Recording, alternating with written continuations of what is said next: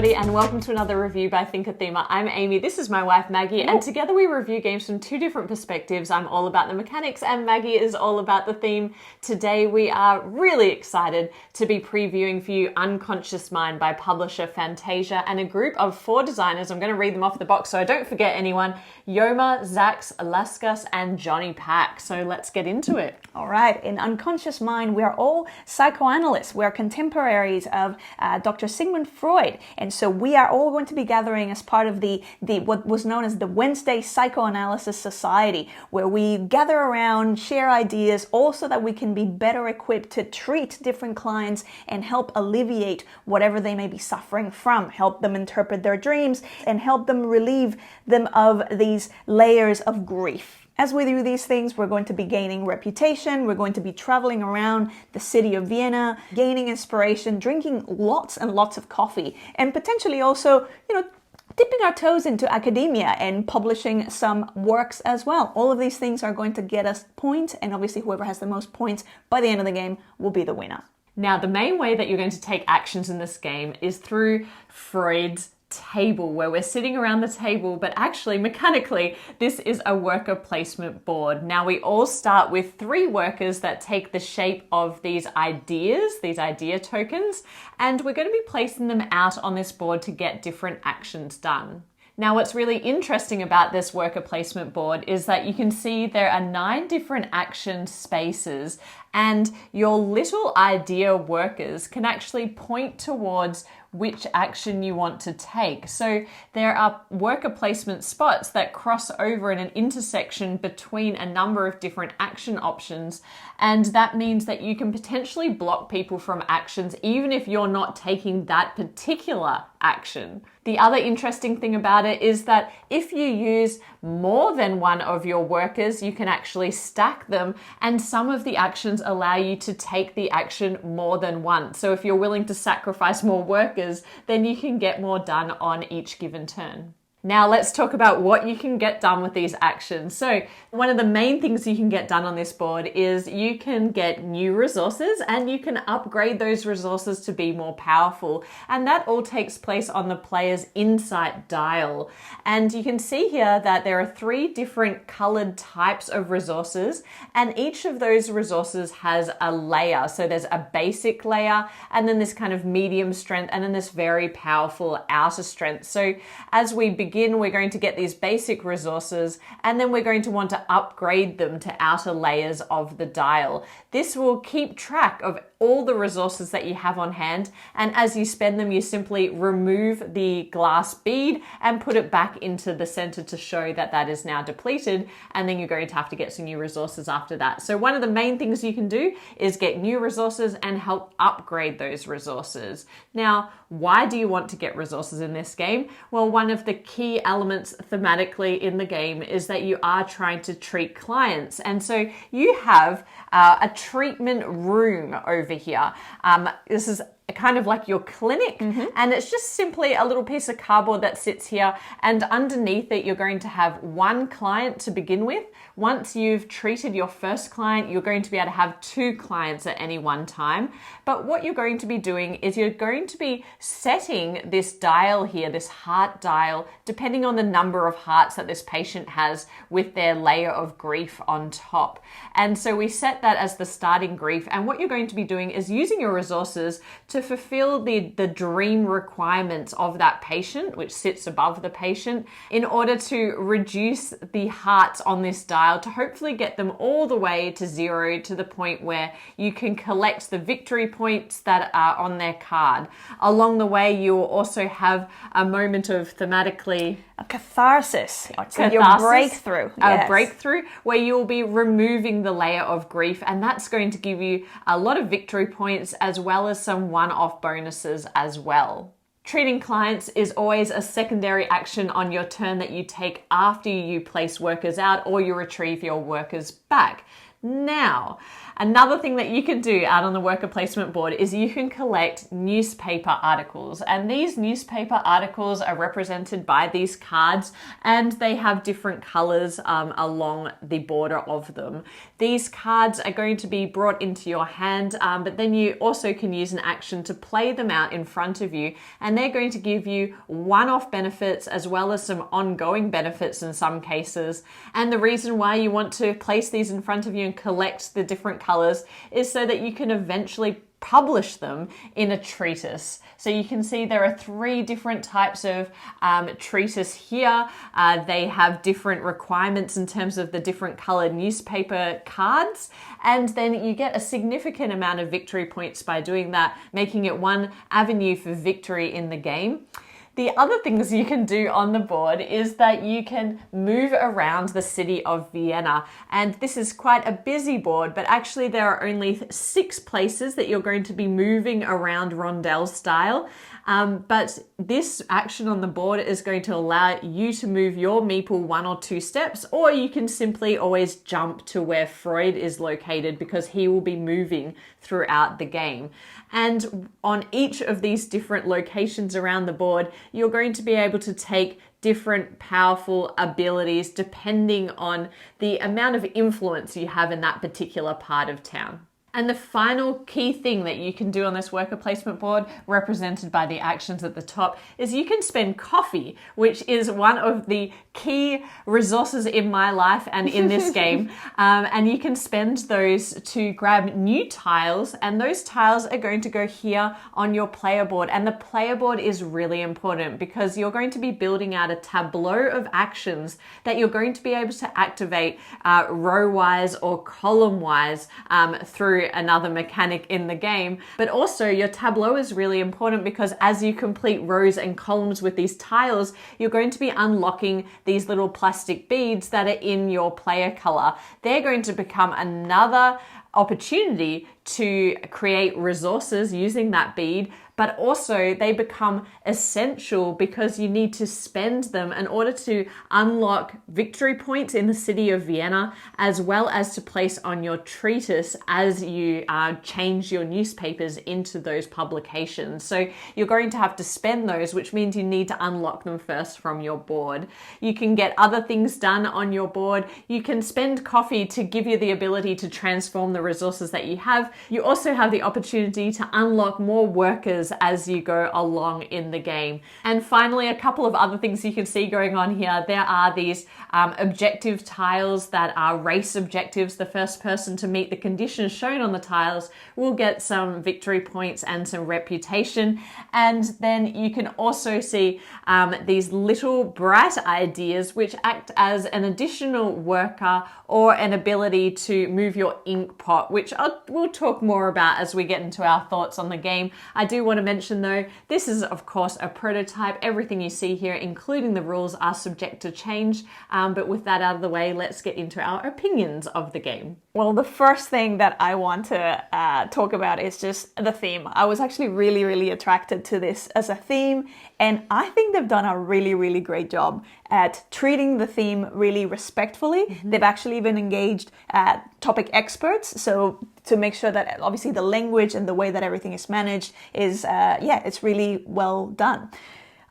Aside from that, let's go into, a lot of those elements, how they translated into it. Obviously, we've got Vienna, we've got the whole kind of going around, and you're the contemporaries, and you're kind of not quite chasing Freud, but you're quite like, ooh, Freud is in my location, or let me go and, hang out with Freud over there. You definitely want to impress Freud. Yeah, and you do obviously get bonuses when you manage to combo things when you're at the same location as Freud.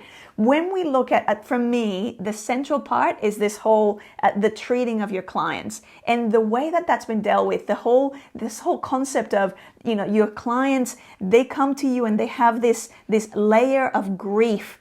And I love the fact that they haven't gone into naming conditions or naming. It's a layer of grief, and there's just, depending on, what that combination of, their base plus the layer of grief, that's the complexity essentially of treatment that this person is going to require in order to kind of be brought back to, essentially the best version of themselves. So I love the fact that then as you're kind of treating, and I love that the way you're treating is with insights. So it's like insights, the three, we haven't really talked about the thematic elements. Again, it's like it's growth, freedom, and passion. And they also kind of correlate to different areas of Vienna, depending on like whether, you're in the arts district or you're in the library or theater or in the coffee areas. And so all those insights are going to be the things that then help you interpret dreams for your clients, and then help you move those things along. I love that then you reach that point where there's that catharsis, and the way that catharsis is reflected is by lifting that layer of grief. That's exactly like having gone to like being in therapy myself and having helped other clients, obviously being a nurse and working in mental health.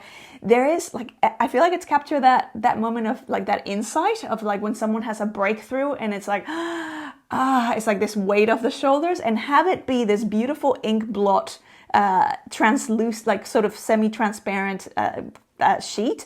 I absolutely love that. And you do feel good when you get to do it. It does really translate the mechanics and the theme here, and I agree that the theme is treated really respectfully. Yeah. I get such a sense of accomplishment, such a sense of satisfaction where it's like, yes, this client is, I'm helping them along and they're having this. So yeah, that's been really well done. I also really love the artwork of the dreams. And the ink blots are they're beautiful. The collaboration of two different artists in this game, both with a very unique style, have just come together and created this really interesting mix of the seriousness of like the artwork depicting the the scholars and the patients themselves, versus the dreams, which are just like this beautiful, like some of them are just surreal. And the other thing is like I love that they have these two levels of dreams. You have like sort of the standard dreams, and then you have the latent dreams, and the way that they're kind of stacked. So usually the latent dream is sitting underneath, and then you have the kind of more regular dream on top, and they all will have different benefits as well. So they all require different kind of combos of things, of insights. But then some of them are going to obviously give you hearts, some of them are going to give you points, some of them are going to give you other bonuses. And it's just interesting because there's nothing new in this part of the game, as in this is simple recipe fulfillment. You're collecting resources and then you're paying them off to get some kind of benefit. But the way that it's been implemented certainly feels really fresh, because you've got these two layered recipes, i.e. the dreams, and that is one way that you can treat the patient. And then you've got this like halfway goal of removing the grief, and then you've got the patients. And we didn't talk about the fact that once you have treated the patient completely and they're free to go, you actually do keep them in front of you, because the more basic or easier patients are going to give you ongoing benefits throughout the game, and then the more difficult ones are going to give you end game conditions or scoring conditions that might help give you an edge to win the game. So I really like that too, because when you're treating two patients at a time, you actually do get to select which ones you draft next into your treatment rooms, and you can kind of select them on the basis of what is my strategy. Am I going to be unlocking a lot of my workers? This one gives me 4 victory points at the end for each one I've unlocked. So I like that it gives you a variety of choices in terms of how you're going to score at the end of the game. And also even the language, because we've been saying the word patient, but even the language, part of the consulting process was kind of going like, nowadays we actually talk more in terms of clients, not as patients. And again, the fact that it's not sort of talking about someone being cured, it's more like, well, no, you're treating you're treating people, and so all of those little elements like really add to the like as a health professional, like I'm playing this and like nothing feels like, oh, that's really icky, or that's really kind of weird or strange, or like and I do want to touch on there. So the artwork is beautiful, the components are also really beautiful. This is a prototype. It's one of the best prototypes I think we've ever received. It is almost like pre-production quality. I love that even the bottles, the ink bottles are bottles Yeah. are unique to each player. Yes. And they're just such a cool touch here. I didn't talk about that when we was talking about how it plays, but the ink pot actually is going to be, you're going to have the option to move it around this another little rondelle, I suppose, and where its main purpose is to activate the tiles that you have in your tableau. But I really love that little element. I love that this is double layered and that you are building out your tableau here. And, in other games you've seen that before, but unlocking other benefits that are sitting underneath the pieces. I always love that. And this tracker of resources, fiddly at first. Yeah. But and obviously because there's no, like, they're not sort of, it's not even though it's a double layer board, as soon as they're on their track and their position, it's potentially easy to bump them. I didn't find much of an issue with them. No, I didn't either. In practice, I didn't find that I was bumping it or knocking things around. I agree. But it's potentially something that could happen because you do have a little kind of very slippery bead on top of just a sort of flat cardboard. Before we move on from this, though, one of the things that I really love about this is how it correlates to the table puzzle, so to speak. Because as Amy said, when you're placing your idea meeples into that main puzzle and you're taking those actions, that position, even though there's potentially 4 different points where I could take this action, the position that you choose is what determines how many movements of that ink bottle you're going to be doing.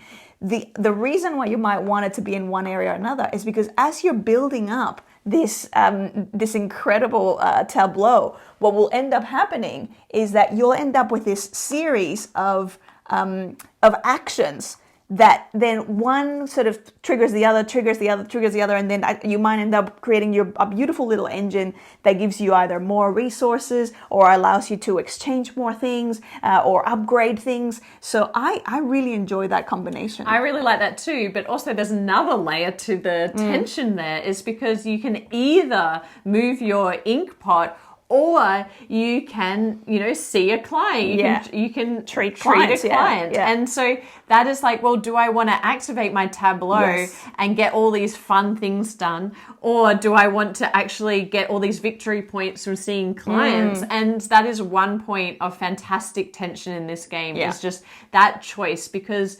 you have a secondary action on your turn. Essentially, you are placing a worker or retrieving a worker and then doing something else, whether that's a retrieve action that takes place on the Vienna city board or treating clients. One of my other favorite elements of this game is the fact that when you're building out that tableau, you're unlocking these little tokens or these plastic beads. And why that is so tricky is because they run out. They are very finite amounts. They run out. You start with one because this is locked to begin with. So you start with one, and you're going to need them to do this special retrieve action where you're going to basically take advantage of the fact that you've built up influence in one type of area or zone in Vienna, or you want to publish and get these, 15 victory points for these most powerful treatise, and you need to place this on the corner of that, and then it's gone forever. When you place it here or there, gone forever. And so then you need to really work hard at placing tiles in your tableau in order to unlock these other 6 that are here, and that kind of creates a real sense of staging in the game. It means that you can't just focus on one thing and just try and rush that one thing. It's going to hold you back because you're going to have to do this, which is going to slow you down a little bit, which means that you've got to be a little bit opportunistic, do little bits of everything. And I just really, once that clicked, I was like, oh, that is so clever. Because inevitably what happens is, like, you don't realize that this is a game that is obviously it's fairly complex. There's a lot of what makes it heavy is that there's a lot of different elements. Once you're kind of up and running, it's like, okay, we've got this. But it'll take a couple of games at least to wrap your head around it. And inevitably, the first game or two, you're kind of going with, going, yes. And now I'm going to publish, one of my treatises, and you go, oh, I don't have a thing. Oh no, I don't have one of the color beads. What am I going to do? Or you're so proud with yourself, so happy with yourself that you're going to get 6 points. You're going to claim one of these areas here, and you go, I don't have the color bead. I need the Yeah, color. I need the bead. So- and what have I done? I've done everything. Or sometimes you've got the bead, but it's sitting on a really powerful resource because you've used it as a resource. I don't want to and use it. then you have to just remove it, and then you've been inefficient because you've built up this resource. Now you've got to remove it to use it for something else completely unrelated to that resource. So I just think that is that's one of my favorite elements of this game. Another little thing that I really like, I really love the public objectives, but that's, if you watch the channel, no surprises there. I love a race. Yeah, you do. I really love a race. And I kind of like that these are set things that once you learn them, they might have new ones of them in expansions. I hope they do. Yeah, me too. But, in the prototype that we have, there's these 7, and they might relate to things like being the first person who can treat 6 clients, or be the first person who can publish 2 treaties. So I really complete 2 columns, or like all sorts of random kind of combos of things. Yeah, and there's so many things to talk about. But the other thing in this game is the way that time passes in this game. And what's really interesting is there's this reputation track, and as you gain reputation, it's going to also move this Freud marker. And when this Freud marker reaches the 10th spot, that is going to trigger the end game. But because in this game it takes a while to gain reputation, you're not really getting a lot of reputation until you start doing some of the more powerful things or completing these objectives. It means that the game is really slow to begin with, and you think you've got all of this time, and then all of a sudden everybody starts getting reputation, and this marker is just moving every turn, and it's over like that. And so it's just a really interesting way that this game is staged, because you never really know how long you have left in the game. It's not a game that's played over a number of rounds. You're just constantly putting workers out and retrieving them, and you're kind of going at your own pace. And then it's the pace or the length of the game is really set by everybody around the table and how efficient they're being in getting reputation. And another thing that I really like about this game is this citing. Well, let's just first talk about the fact that how these work. And I've pulled up the wrong one, but say as you're collecting these newspaper clippings, and then you're playing them down on your board, and you're kind of getting to activate all of those things. I still technically haven't published one of these books, but then I'm going to be looking at what's available that I'm going to be able to fulfill with this combo. And what I love about this is the way it comes together is, for example, this one, it needs a red and a green, and then you actually just put them underneath, and they just very satisfyingly just sit underneath like that, like they're in a bookshelf. Oh, they complete the little volumes there. And so now that's been published. So I've published that, so I would have to put one of my little color beads there. That would give me 6 points. But every time, so other players can cite my work. And what that looks like is them taking the edge book, which now I don't actually need it for anything else. Once I've published, I've got my points, and I've actually got these little tags, which are the things that are going to help me kind of power up my abilities when I'm walking about Vienna. But these books are there that other people can cite, and every time someone else cites my work, and I by get citing, 2 points. we mean that I could then steal basically this, or cite Maggie, and use my newspapers to publish myself. But then now I don't have to have this one because I can borrow it from Maggie. Where you're benefiting from other people's from a work. previous publication. And I would be getting 2 points Which for someone. Makes perfect thematic sense. I really like that about the game too. It's a fun little element. Another element that is really interesting about this game is that I did mention in the short overview that when you place workers out, you can stack them in order to take an action multiple times. It's shown here as a lightning bolt. So this action can be taken up to 2 times. If you place 2 workers there, you can do it twice. But what's really interesting is there's a retrieve bonus, and the more spread out you are, so the more different types of actions you've taken, the more of this bonus that you get. In this case, it is coffee. So when I retrieve these 3 from doing 3 different actions, I'm going to get 3 coffee. But if I choose to stack them up and take only one type of action, then when I retrieve, I only get 1 coffee. So that's another point of tension. It's thinking about, do I want to spread myself out and get less done each turn, but then get that coffee bonus, and coffee can be really useful. It's just a resource that's super handy to have on hand for the purposes of upgrades of your resources mainly. Versatile. Very yes. versatile. You don't even drink coffee. I don't even know, but I do in this game. Now, if you can't tell already, Maggie and I have loved this game. I really love this game. Really, we've had a great time. It is super heavy, which is the type of game that we like. It's not heavy in terms of anything that's too difficult, but there are layers in the strategy. And so remembering what you have available to you and thinking about how to best optimize your move.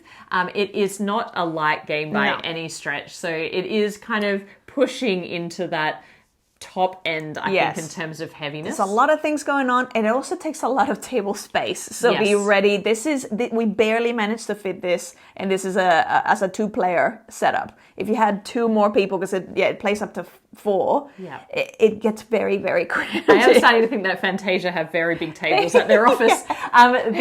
The other thing is that wrapping your head around what's going on this Vienna board in particular, I found that quite challenging. And we do learn a lot of games, and we love heavy games, but just getting your head around how this works, I think it has a little bit to do with the busyness of this board and the way that the actions that are associated with this action board versus the actions that are associated with a retrieve action are all shown in the same place. I find that a little bit confusing. I hope that there's going to be a really strong rule book that can make that super clear, as well as player aids as well, because it would help to have a reference or a guide for that. Yeah. And my only other critique of the game, and something to bear in mind if you're thinking about backing this, is that player turns can be a little long, only because there is a primary action that you're taking in the worker placement, and then there's a secondary action, and in most cases you have a choice of what to do for that secondary action. So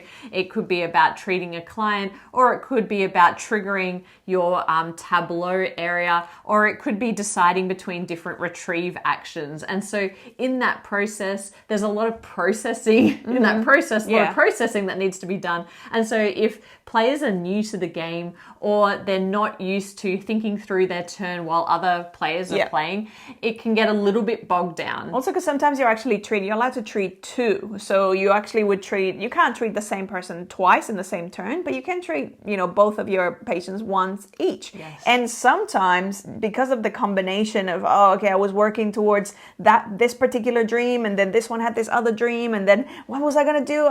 That can make a turn stretch out. It can feel a little long when you're watching someone play all of that out.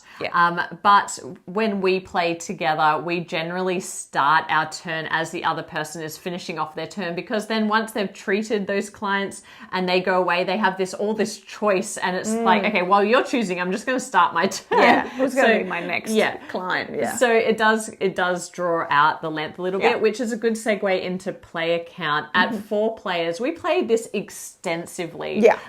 We always play our games a lot before we review or preview them, but in this case, we were just having so much fun with it that we got it out onto the table. I was thinking about it a lot, and I wanted to keep exploring different avenues for points. So we played it with a lot of different people and lots of different player counts. At 4, I found it a little slow. I wouldn't be going for it at 4. With Teach and then 4 players, it was extremely long. I think it was about 3 hours, maybe longer.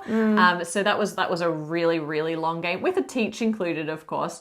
With 3 players, I found that was good, because you still have those interactive elements, like the race for objectives became more fun than it was with 2, because there's more people vying for those things, and the worker placement spots becomes more interesting. You can see here we've got these workers on the diagonal. That is a 2-player scaling thing to just block some of them off, which makes it really easy to just scale back for 2 players. You also block some of these spaces in areas around Vienna, but the scaling's really easy to remember, and I really liked it too. It played really, really well at 2 as well. Obviously, it's a faster game as well, but it is one of those games where it's a really meaty, great kind of sink your teeth into it at 2. But the compromises, there's a lot of setup. Like the setup is almost pretty much the same, whether it's a 2-player game or a 4-player game. So it's as long as you're happy with that, excellent at 2, excellent at 3. It's really good. And I think that if you are a couple or 2 friends or whoever who just there's 2 of you and you really like to sit down to a meatier experience, this is going to scratch that itch. We got it down to an hour when Maggie and I were playing each other, and it was so fiercely competitive. At first I thought this game didn't have enough interaction for me, but the race objectives and the worker placement spots was enough to make me feel like there was competition going on and that I was slightly invested in what Maggie was doing, because maybe if she completed that objective before me, I should focus on something else. So I liked that element. It's also one of those games where in terms of the point scoring, it's like someone will kind of race ahead and then you're like, oh no, but then all of a sudden you race ahead if you manage to get a full combo of your grief layer plus your base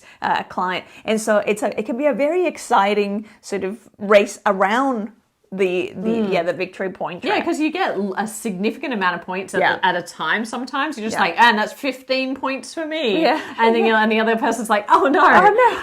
And then when the game end triggers, it's like, what is the thing I can do to try and overtake? But anyway, this has been so much fun for us to play. I mean, this is a game that we would no-brainer back. Absolutely. Yeah, this is a game that and again, I can't remember if there's going to be a solo mode. I believe there is going to be one. I would love to play this solo. It's a game that every time I kind of go into it, and I keep finding new dream cards. I'm like, oh my goodness, this is so beautiful. I hadn't noticed that dream card before. I hadn't. So I can't speak highly enough. If this is not Maggie's Game of the Year for 2023. Yeah, because this is technically not releasing until, I will fall off my chair, because had this been this year's, this would have been easily been your Game of the Year. And that is how much we enjoy this game. I hope you found this preview useful. If you have, please like the video, subscribe to the channel if you haven't already, and we'll be back with more board game content soon. But otherwise, bye for now. Bye.